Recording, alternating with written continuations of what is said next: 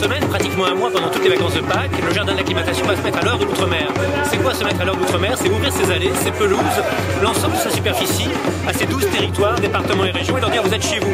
Vous êtes chez vous à travers une rue principale d'artisans, de restaurateurs, où on va découvrir à la fois la technologie, il y a une fusée Ariane, la biodiversité, il y a un stand de l'Ifremer, mais également la gastronomie, l'artisanat de tous ces départements et territoires d'outre-mer. Puis à côté, faire aussi quelque chose de plus vivant, des spectacles, du chant, de la danse, souvent de la danse contemporaine, des contes pour les enfants juste devant la grande volière, des poèmes de Césaire qui sont dans tout le jardin et qui sont la continuation du printemps des poètes.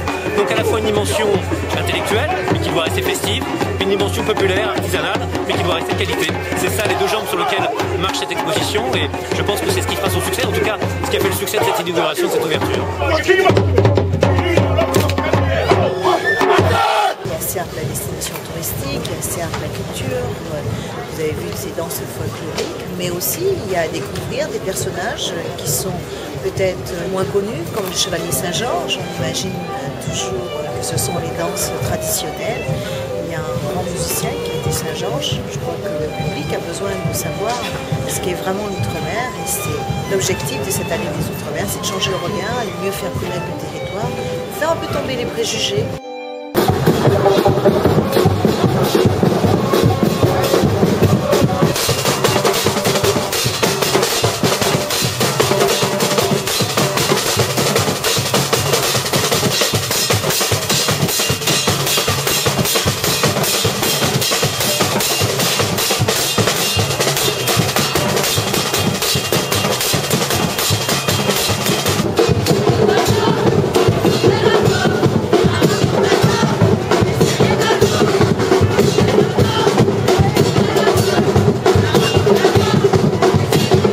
C'est une confidence que je dois vous faire. Ce n'est pas le président du jardin qui a eu l'idée de cette manifestation, ce n'est pas non plus les dirigeants du jardin, ce sont les salariés du jardin. Et un certain nombre de collègues sont venus me voir en me disant « Monsieur le Président, chaque année on se casse la tête à accueillir des Japonais, des Coréens, mais pourquoi n'accueillerions pas nos régions, nos départements ?» Car il y avait un certain nombre de salariés ultramarins.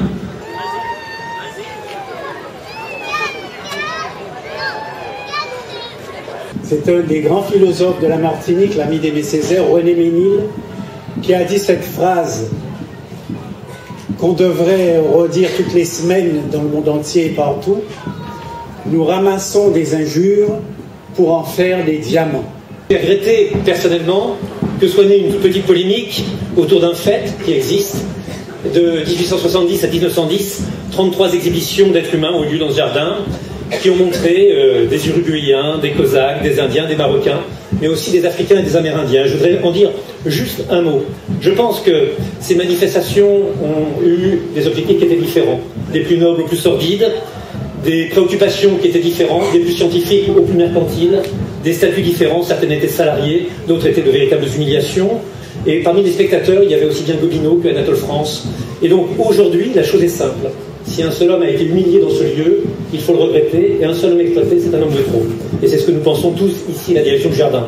Mais la seconde, c'est qu'il faut entretenir la mémoire en la tournant vers l'avenir. Il y a ici un certain nombre de panneaux pédagogiques dans ce jardin qui sont faits pour rappeler ces épisodes, et non pas pour les cacher. Et je trouve beau qu'au stand de Nouvelle-Calédonie, une femme nous ait accosté et ait dit « Mon père est venu dans ce jardin. Il est venu dans de mauvaises conditions. Il est venu dans des conditions regrettables, mais moi j'y suis.